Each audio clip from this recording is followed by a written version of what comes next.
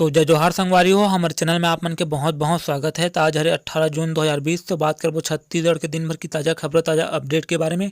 तो वीडियो में अंत तक बने हो दोस्तों, और चैनल ला सब्सक्राइब कर लूँ ताकि आप मला छत्तीसगढ़ की लेटेस्ट जानकारी मिल सके।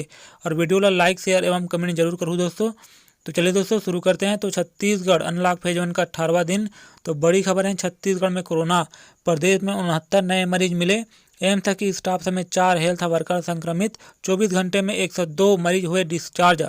तो रायपुर, कोरोना ने बस्तर के घने वनों से घिरे इलाकों में भी दस्तक देनी शुरू कर दी है। नारायणपुर जिले में मंगलवार को पहली बार कोरोना के 2 मरीज मिल गए हैं। हालांकि दोनों प्रवासी मजदूर हैं। 24 घंटे में प्रदेश में कोरोना के 69 नए मरीज मिले हैं।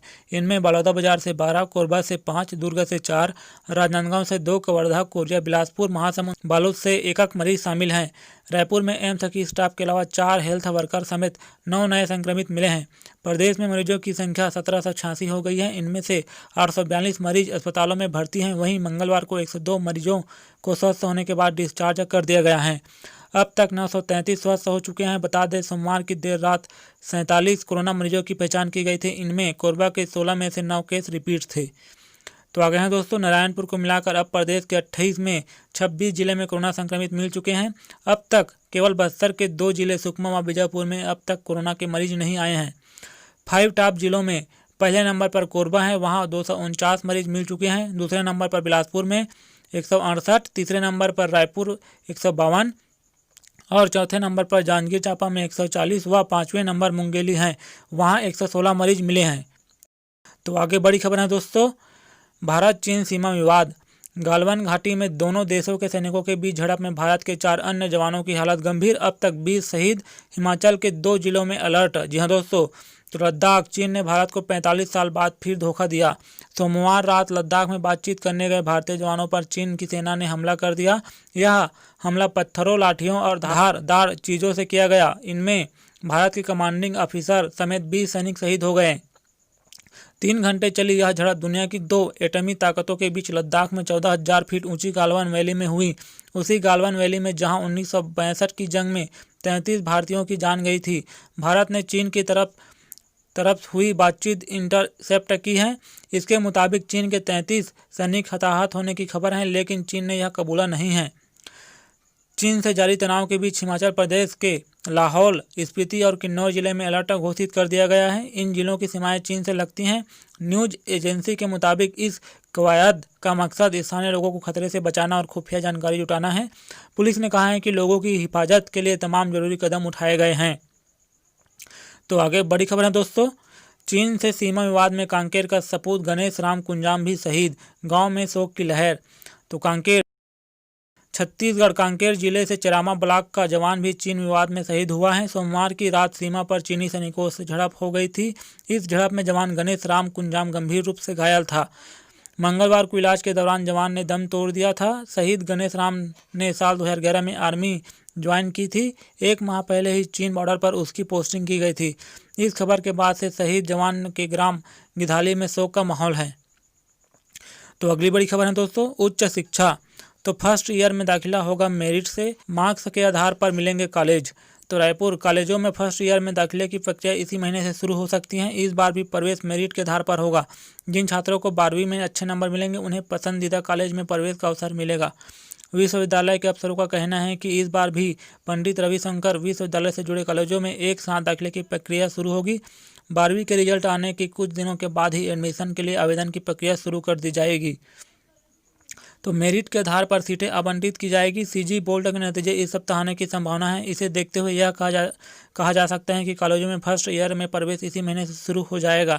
हालांकि प्रवेश की प्रक्रिया लंबी चलेगी, क्योंकि फर्स्ट ईयर में प्रवेश के लिए छत्तीसगढ़ बोर्ड के अलावा CBSE और अन्य बोर्ड की 12वीं के नतीजों को देखा जाता है। सीजी बोर्ड के नतीजे इस महीने ही आ जाएंगे, लेकिन CBSE व अन्य बोर्ड के नतीजे अभी देरी से होगी। जी हाँ दोस्तों, तो आगे बड़ी खबर है दोस्तों, तैयारी। तो 20 साल बाद प्रदेश में बनेंगे 4 नए सरकारी बैंक। रायपुर दुर्ग संभागों में 2-2 नए बैंकों का प्रस्ताव। तो रायपुर, प्रदेश सरकार 20 साल बाद प्रदेश में जिला सरकारी बैंकों की संख्या बढ़ाने की तैयारी कर रही है। अभी प्रदेश में रायपुर, बिलासपुर, दुर्ग समेत 6 सरकारी बैंक हैं। इन्हें विभाजित करके लगे हुए जिलों में अलग अलग बैंक खोले जाएंगे या फिर किसी छोटे बैंक को बड़ा किया जाएगा। सबसे ज़्यादा नए बैंक रायपुर और दुर्ग संभाग में खुलने वाले हैं। फिलहाल 4 नए बैंक खोलने का प्रस्ताव है।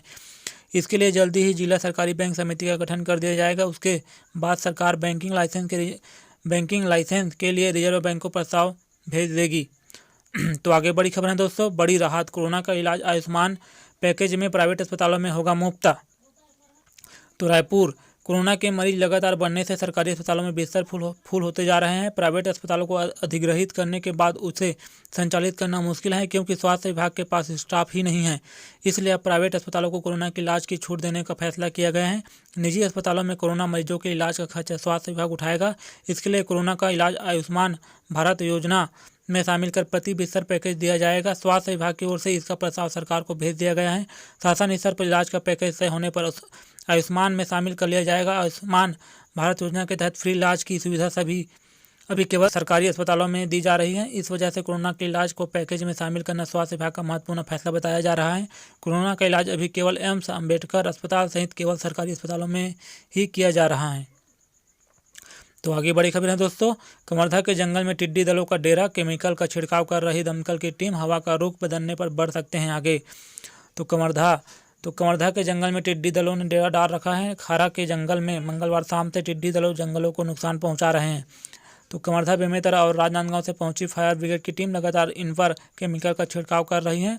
हरा भरा जंगल होने के कारण टिड्डी दल एक ही जगह रुके हुए हैं। पूर्व की ओर हवा चलने पर बोडला व लोहारा विकासखंड के गाँव की ओर इनके बढ़ने की संभावना है। वन विभाग, कृषि विभाग व उद्यानिकी विभाग की टीम लगातार इनकी निगरानी में लगे हैं। तो अगली बड़ी खबर है दोस्तों, शिकंजा, लॉकडाउन में रायपुर के प्राइवेट स्कूल नहीं ले सकेंगे फीस, पेरेंट्स को मैसेज भेजा तो महामारी एक्ट में कार्रवाई। तो रायपुर, छत्तीसगढ़ में प्राइवेट स्कूलों की फीस मांगने पर शिक्षा विभाग सख्त हो गया है। इस संबंध में बुधवार को एक आदेश जारी कर लॉकडाउन अवधि की फीस लेने पर रायपुर में स्कूलों पर रोक लगा दी गई है। साथ ही चेतावनी दी गई है कि अगर इसके लिए पेरेंट्स पर किसी भी तरह दबाव बनाया गया तो स्कूल प्रबंधन के खिलाफ महामारी एक्ट में कार्रवाई की जाएगी। फीस और ऑनलाइन क्लास को लेकर पेरेंट्स लगातार विरोध कर रहे हैं। दरअसल लोक शिक्षण संचालनालय की ओर से लॉकडाउन की अवधि में प्राइवेट स्कूलों की फीस लेने पर रोक लगाई गई थी। इसके बाद भी स्कूल संचालक लगातार पेरेंट्स को फीस जमा करने के लिए मैसेज भेज रहे थे। लगातार मिल रही शिकायतों पर जिला शिक्षा अधिकारी GR चंद्राकर ने स्कूल के प्रिंसिपल और प्रबंधकों को एक बार फिर पत्र लेकर निर्देशों की याद दिलाई है। साथ ही फीस नहीं लेने की हिदायत भी दी है। तो थैंक्स फॉर वॉचिंग दोस्तों। तो वीडियो को लाइक, शेयर एवं कमेंट जरूर करना।